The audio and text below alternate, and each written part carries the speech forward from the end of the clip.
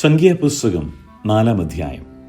യഹോവ പിന്നെയും മോശയോടും അഹരോനോടും അരുളി ചെയ്തത്, ലേവ്യരിൽ വെച്ച് കെഹാത്യരിൽ 30 വയസ്സു മുതൽ 50 വയസ്സുവരെയുള്ളവരായി സമാഗമന കൂടാരത്തിൽ വേല ചെയ്യുവാൻ സേവയിൽ പ്രവേശിക്കുന്ന എല്ലാവരെയും കുടുംബം കുടുംബമായും കുലം കുലമായും എണ്ണി തുകയെടുപ്പിൻ.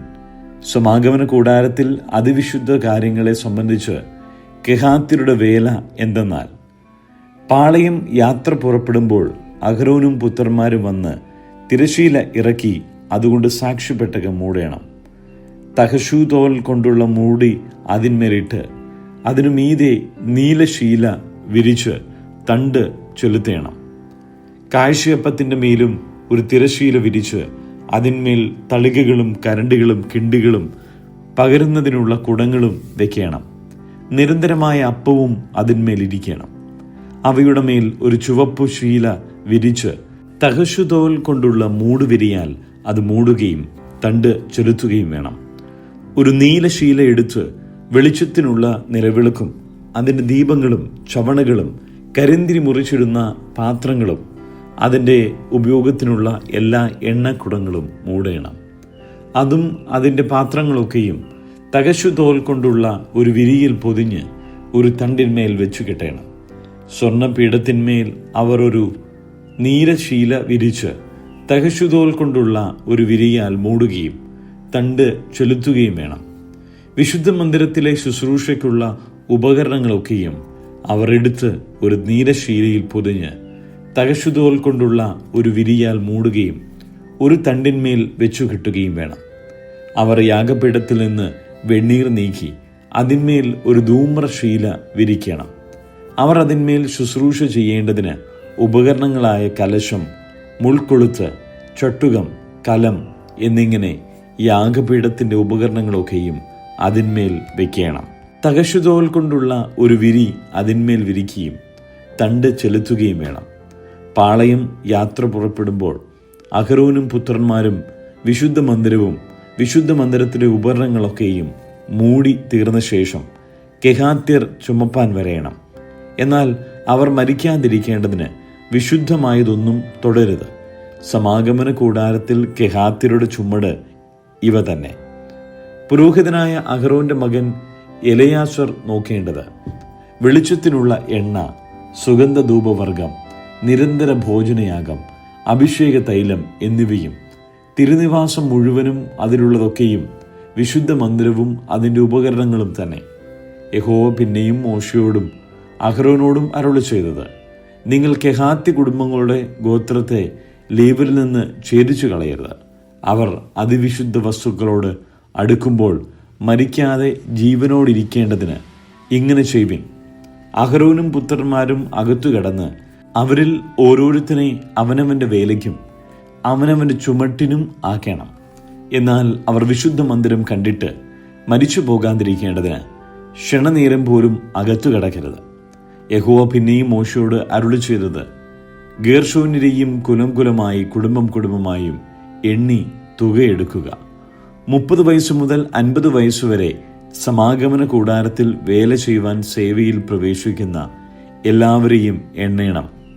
അവ ചെയ്യുന്നതിലും ചുമടെടുക്കുന്നതിലും ഗേർശോന്യ കുടുംബങ്ങൾക്കുള്ള വേല എന്തെന്നാൽ, തിരുനിവാസത്തിൻ്റെ തിരശീല സമാഗമന കൂടാരം, അതിൻ്റെ മൂടുവിരി തഹശുതോൽ കൊണ്ട് അതിന്മേലുള്ള പുറംമൂടി, സമാഗമന കൂടാരത്തിൻ്റെ വാതിലിനുള്ള മറശീല, പ്രാകാരത്തിൻ്റെ മറശീല, തിരുനിവാസത്തിനും യാഗപീഠത്തിനും ചുറ്റുമുള്ള പ്രാകാരത്തിൻ്റെ വാതിലിനുള്ള മറശീല, അവയുടെ കയറ് എന്നിവയും അവയുടെ ഉപയോഗത്തിനുള്ള ഉപകരണങ്ങളൊക്കെയും അവർ ചുമക്കണം. അവയെ സംബന്ധിച്ച് ചെയ്യുവാനുള്ള വേലയൊക്കെയും അവർ ചെയ്യണം. ഗേർശോന്യരുടെ എല്ലാ ചുമടുകളും എല്ലാ വേലയും സംബന്ധിച്ചുള്ളതൊക്കെയും അഹരോന്റെയും പുത്രന്മാരുടെയും കൽപ്പന പ്രകാരം ആയിരിക്കണം. അവരുടെ എല്ലാ ചുമടും നിങ്ങൾ അവരുടെ വിചാരണയിൽ ഏൽപ്പിക്കണം. സമാഗമന കൂടാരത്തിൽ ഗേർശോന്യരുടെ കുടുംബങ്ങൾക്കുള്ള വേല ഇതുതന്നെ. അവരുടെ സേവ പുരോഹിതനായ അഹരോന്റെ മകൻ ഈഥാമാരിൻ്റെ കൈക്കീഴായിരിക്കണം. മെരാര്യരെയും കുലം കുലമായും കുടുംബം കുടുംബമായും എണ്ണേണം. 30 വയസ്സു മുതൽ 50 വയസ്സുവരെ സമാഗമന കൂടാരത്തിലെ വേല ചെയ്യുവാൻ സേവയിൽ പ്രവേശിക്കുന്ന എല്ലാവരെയും നീ എണ്ണയണം. സമാഗമന കൂടാരത്തിൽ അവർക്കുള്ള എല്ലാ വേലയുടെയും മുറയ്ക്ക് അവർ എടുക്കേണ്ടത് ചുമട് എന്തെന്നാൽ തിരുനിവാസത്തിൻ്റെ പലക, അന്താഴം, തൂൺ, ചുവട്, ചുറ്റുമുള്ള പ്രാകാരത്തിൻ്റെ തൂൺ, ചുവട്, കുറ്റി, കയറ് എന്നിവയും അവയുടെ ഉപകരണങ്ങളൊക്കെയും അവ സംബന്ധിച്ചുള്ള എല്ലാ വേലയും തന്നെ. അവർ എടുക്കേണ്ടുന്ന ഉപകരണങ്ങൾ നിങ്ങൾ പേർവിവരമായി അവരെ ഏൽപ്പിക്കണം. പുരോഹിതനായ അഹരോന്റെ മകൻ ഈതാമാരിന്റെ കൈക്കീഴെ സമാഗമന കൂടാരത്തിൽ മെരാര്യരുടെ കുടുംബങ്ങൾക്കുള്ള സകല സേവയുടെയും മുറയ്ക്ക് അവർ ചെയ്യേണ്ടുന്ന വേല ഇതുതന്നെ.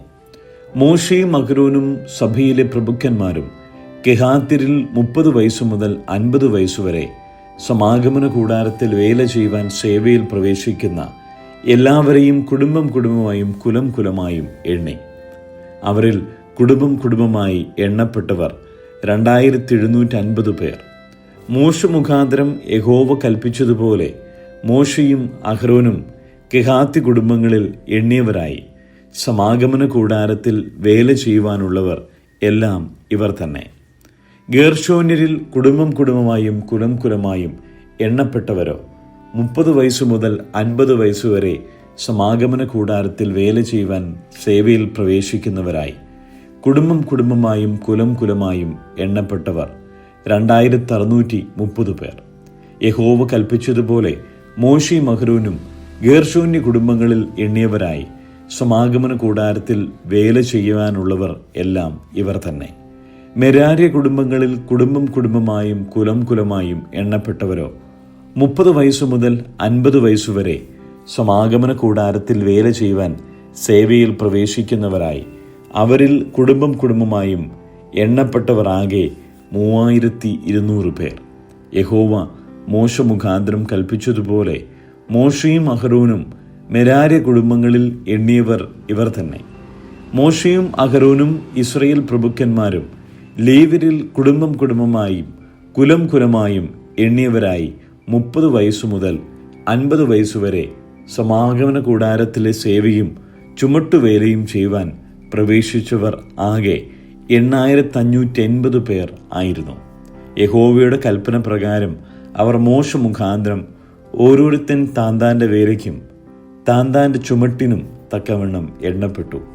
യഹോവ മോശയോട് കൽപ്പിച്ചതുപോലെ അവൻ അവരെ എണ്ണി. സങ്കീർത്തനങ്ങൾ 91. അത്യുന്നതന്റെ മറവിൽ വസിക്കുകയും സർവശക്തന്റെ നിഴലിൻ കീഴിൽ പാർക്കുകയും ചെയ്യുന്നവൻ. യഹോവയെക്കുറിച്ച് അവൻ എൻ്റെ സംഗീതവും കോട്ടയും ഞാൻ ആശ്രയിക്കുന്ന എൻ്റെ ദൈവവും എന്ന് പറയുന്നു. അവൻ നിന്നെ വേട്ടക്കാരൻ്റെ കെണിയിൽ നിന്നും നാശകരമായ മഹാമാരിയിൽ നിന്നും വിടുവിക്കും. തൻ്റെ തൂവലുകൾ കൊണ്ട് അവൻ നിന്നെ മറയ്ക്കും. അവൻ്റെ ചിറകിൻ കീഴിൽ നീ ശരണം പ്രാപിക്കും. അവൻ്റെ വിശ്വസ്തത നിനക്ക് പരിചയം പലകയുമാകുന്നു.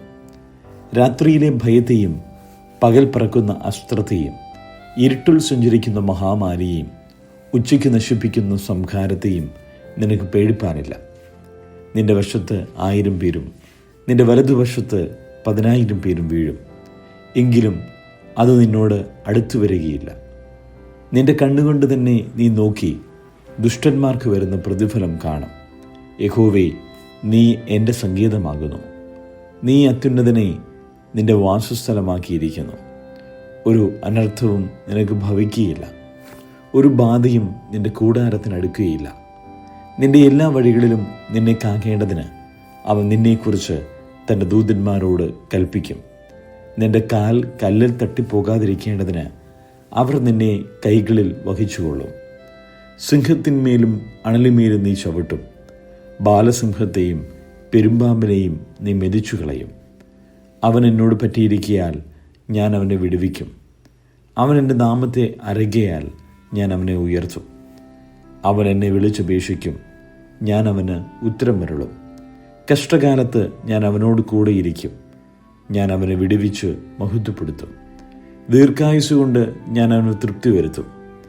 എൻ്റെ രക്ഷയെ അവന് കാണിച്ചു കൊടുക്കും. യോഹന്നാന്റെ സുവിശേഷം 5-ാം അധ്യായം. അതിൻ്റെ ശേഷം യഹൂദന്മാരുടെ ഒരു ഉത്സവമുണ്ടായിട്ട് യേശു യെരൂശലേമിലേക്ക് പോയി.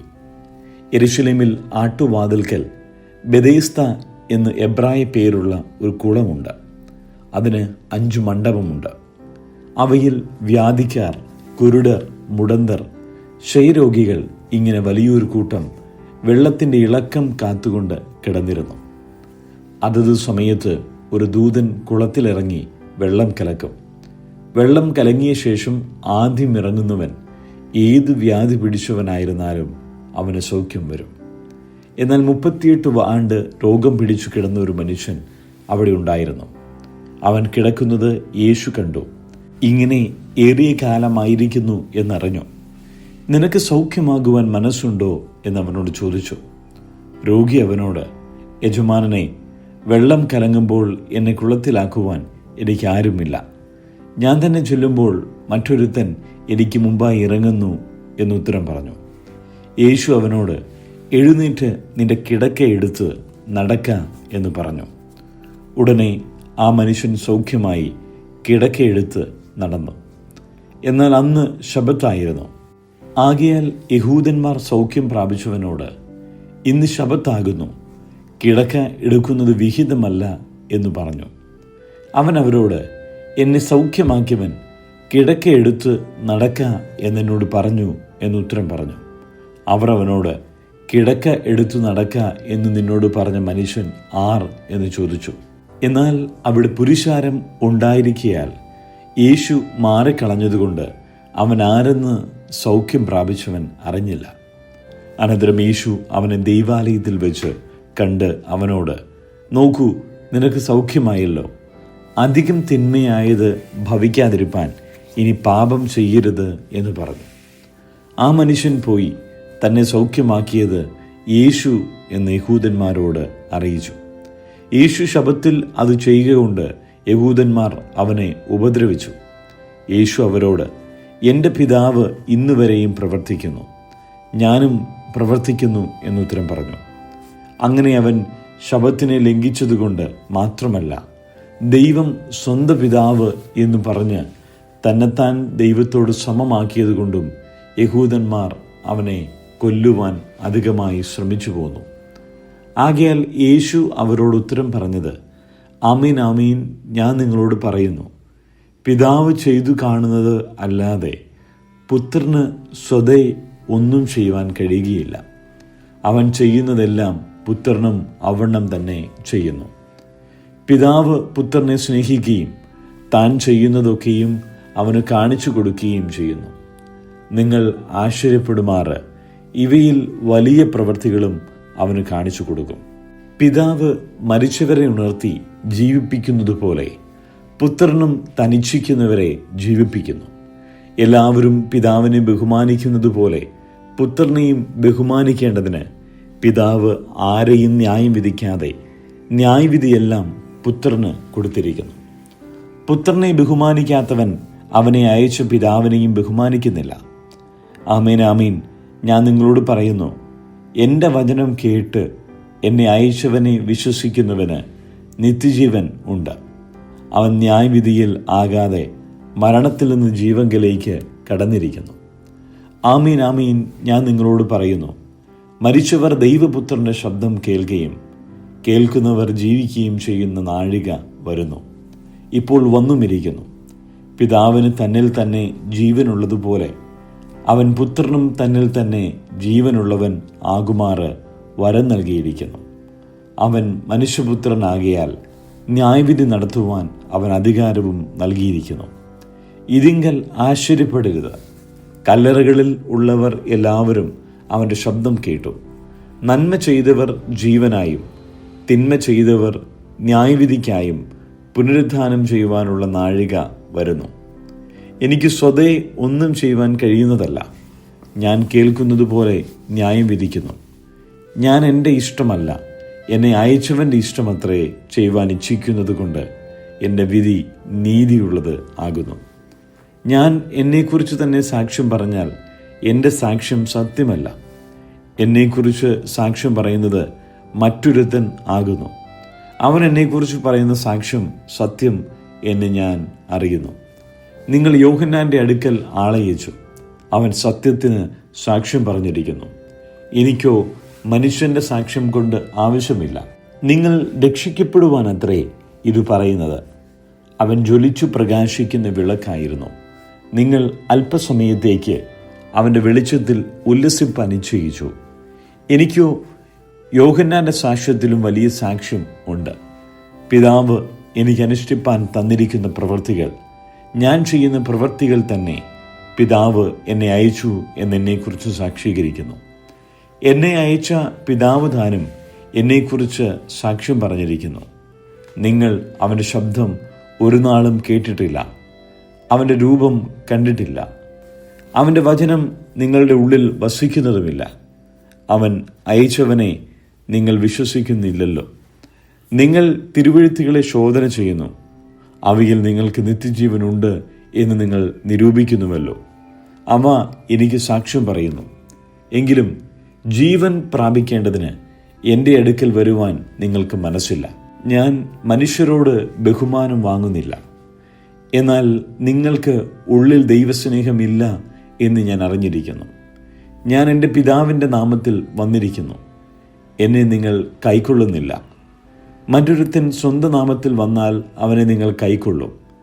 തമ്മിൽ തമ്മിൽ ബഹുമാനം വാങ്ങിക്കൊണ്ട് ഏകദൈവത്തിൻ്റെ പക്കൽ നിന്നുള്ള ബഹുമാനം അന്വേഷിക്കാത്ത നിങ്ങൾക്ക് എങ്ങനെ വിശ്വസിപ്പാൻ കഴിയും? ഞാൻ പിതാവിൻ്റെ മുമ്പിൽ നിങ്ങളെ കുറ്റം ചുമത്തും എന്ന് നിങ്ങൾക്ക് തോന്നരുത്. നിങ്ങളെ കുറ്റം ചുമത്തുന്നവൻ ഉണ്ട്. നിങ്ങൾ പ്രത്യാശ വച്ചിരിക്കുന്ന മോശ തന്നെ. നിങ്ങൾ മോശയെ വിശ്വസിച്ചു എങ്കിൽ എന്നെയും വിശ്വസിക്കുമായിരുന്നു. അവൻ എന്നെക്കുറിച്ച് എഴുതിയിരിക്കുന്നു.